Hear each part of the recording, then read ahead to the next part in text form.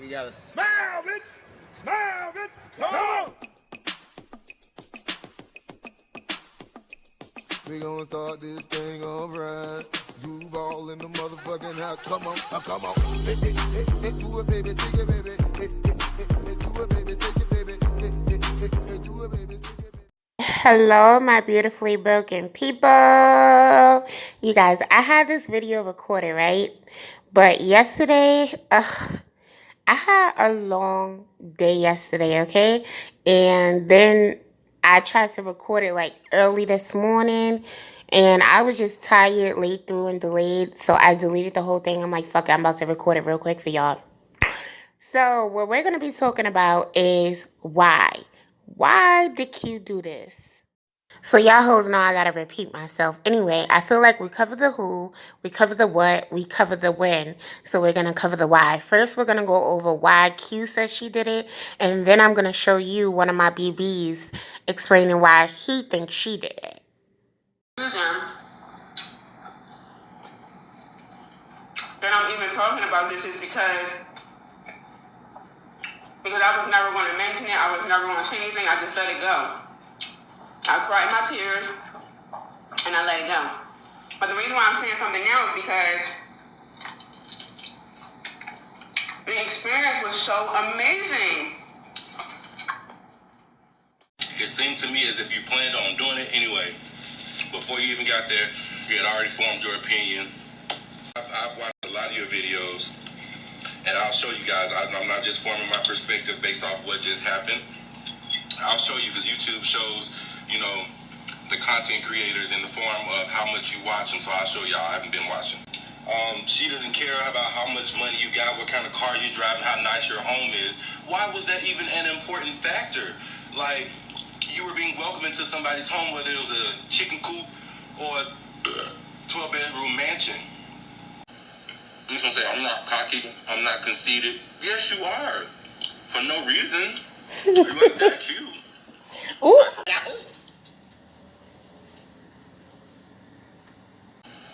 I'm just gonna say, I'm not cocky, I'm not conceited. Yes, you are. For no reason. You ain't that cute. Ooh. Like, for real. Ooh. I mean, you alright. I feel like she went into B-Lo's home. She saw all her nice things, the success that she had for herself. And B-Lo done went and got that surgery. She done got that stomach snatched. She done got that ass done, and it's fat and plump and looking good. And she got jealous. She got jealous. I don't care what nobody say. She's jealous. She was jealous. He is so silly, you guys. If you want to check him out, you can check him out here. That is his YouTube channel. And now we're going to talk about preconceived notions, because he said that something that I've been saying from the very beginning. I felt like Q came there with preconceived notions. All right, you guys, before I get down this list, I'm going to say these are alleged preconceived notions, as some of these things I'm about to say, I got the information from someone else and I wasn't able to confirm it, meaning I wasn't able to ask them counter questions to the information they put out there. So again, I'm just going to say alleged. So before collaborating, she was upset that Bethany changed the collaboration date from September to November. So upset that she made an excuse not to collab to December. Again, I wasn't able to ask counter questions, so that's why this information is a little, But anyway, she allegedly wasn't happy about being called a copycat. Now, I got that for myself, because if you look at that clip, and I'm not going to play it because I'm just talking, girl. I want to get this out to y'all as quickly as possible. She did not look happy when she said, they call me a copycat, and that. If y'all seen that clip everywhere, y'all seen it in my videos, go check it out. She did not look happy about that. So she allegedly told an ex-friend about this collaboration before it happened, and she was talking about Bethany like a dog. So this ex-friend was kind of shocked to see her on Bethany's show, because she said she was going to do it. And again, she was talking about Bethany like a dog on her, girl. Allegedly. Okay, so before the collaboration, again, I feel like there was some animosity towards Bethany. Now let's get into the next one. Now, the next reason I feel like why she did it is she idolized her. And I know everyone is going to be like, girl, when you idolize someone, you don't do that. Just listen. She idolized her in the beginning, and it turned into hating her. Girl, just relax, sit down, I'm gonna get to it. So she idolized Bloveslife. She didn't see her as a human anymore. In Q's eyes, Bloveslife was a celebrity. She was her Beyonce in a way. So Q became a little obsessed with Bloveslife. Like, she literally did everything Bloveslife did. She came up with a sauce. She did seafood balls. And when she did those balls, she did things like the big crab, the big lobster, literally everything she did. She ate like her, burped like her, didn't wipe her face like her. Girl, it was a lot. People even say that she started doing her nails and her hair like her. I don't know, but that's what some people say. So she didn't just want to be successful like her in a way I feel like she wanted to be her. She tried everything in her power to get Bloveslife attention. Had her name in almost every title. I feel like her and Belove's family, well, Bethany and the Gaskins were a part of Q's daily life, like on and off YouTube. I feel like her and her sister bonded over being fans of the Gaskins. I feel like they would text each other like, "Oh, did you see that?" or "Did you see this?" or the sister would text her like, "Did you see Darius's new song?" And one of my subbies told me that Q had asked Muscle and Marriage to go with her to that day that they had the collaboration. Now, she gave me a video to look at, and in that video I did not hear Muscle and Marriage say that. So maybe I missed it, but girl, I looked at the whole hour-long video and I could not find it. But I feel like she was asking Muscle and Marriage, well, the woman in Muscle and Marriage, I think her name is Mandy. I feel like she was asking Mandy, how was Bloveslife like?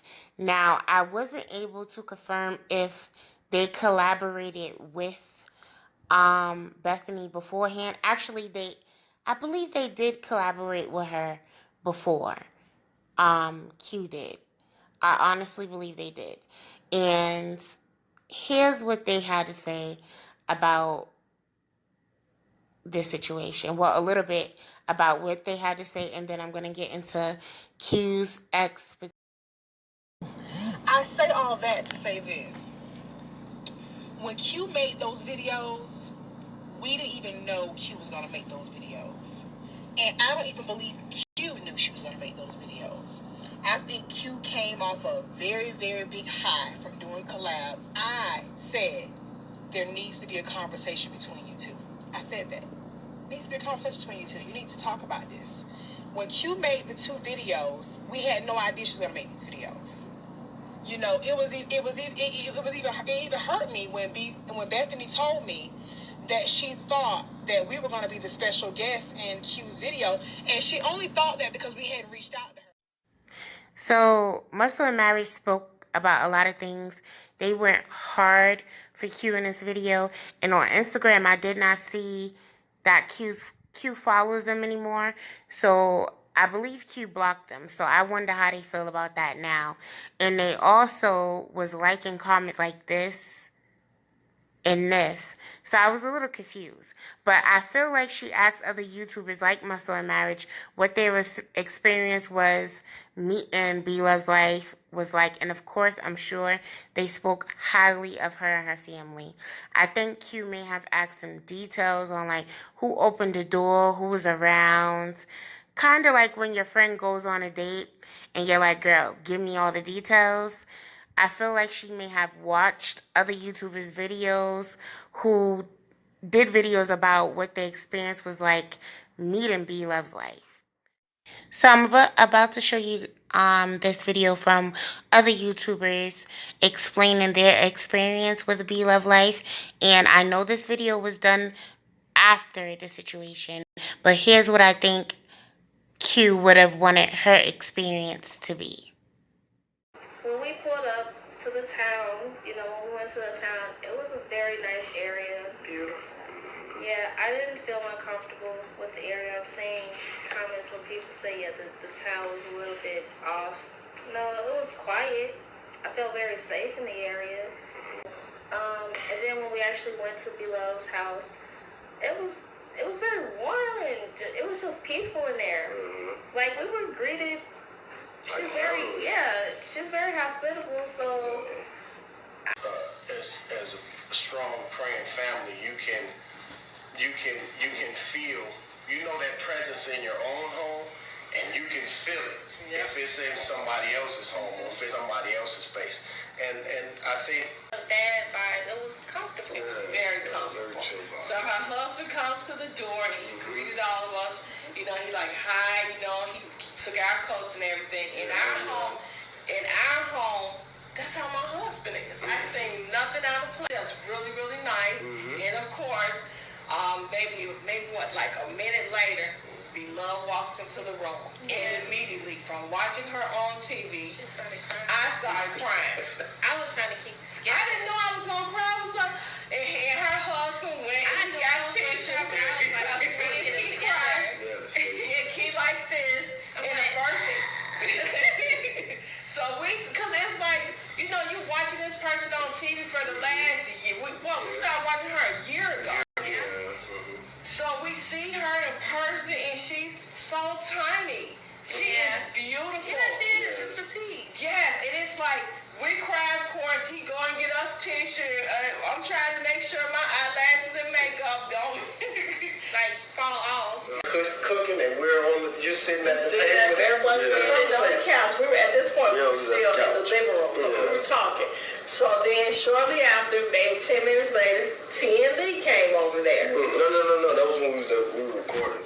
We was with her for like about an hour. When you all were then you all were in the back recording. But T and Lee, they came over there, and of course, Key and Cam is in there recording. They're eating this smack-delicious sausage, and it was good, y'all. And what happened? She had food laid out for us as well. So They had a whole theater. We come out late. Nate goes over and he helps prepare stuff, and so he left out and he set them up in the studio. He set up everything. He left out while we were still. So had Q saw that video after she did her collab, like right after, she would have looked at it like, well, Nate didn't come to the door for me. Not, well, Nate was in the studio setting up new equipment.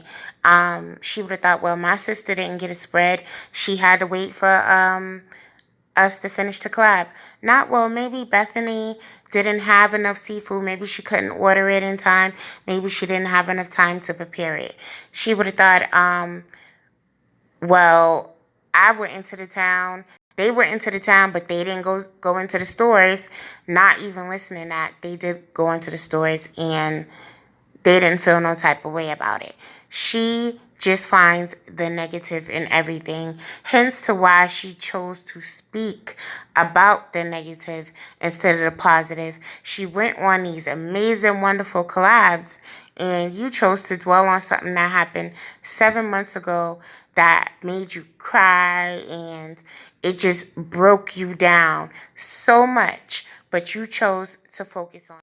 Which finally leads me into her mentality and her character.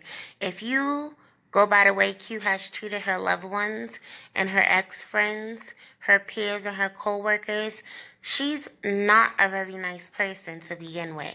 She's blocking people for having an opinion, blocking people who are just telling their experience with Bloveslife because of their audience wants to know. She's blocking people who actually stuck up for her and remains neutral. And I'm not understanding why people remain neutral, because Q was dead ass wrong, 100%. She's making her sister feel like something's wrong by apologizing. In her last video, she said that she never wants to hurt her family. So to me, that tells me that Q was upset at her, and it's like, for what? She did nothing wrong to her sister.